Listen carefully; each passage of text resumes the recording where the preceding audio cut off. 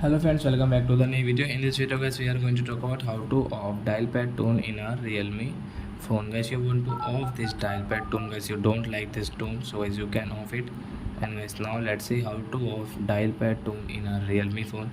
In this video guys, I am going to show you guys how can you off it.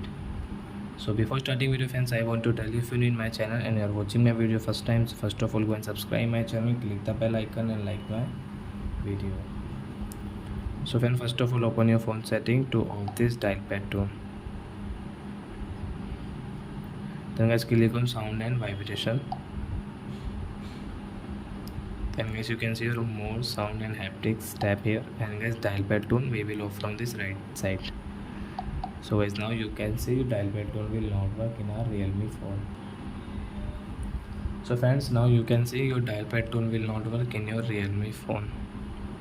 So I hope friends you have understood how to off dial pad tone in a Realme phone. So that's it guys, thanks for watching. Now we will meet on next video with new topic.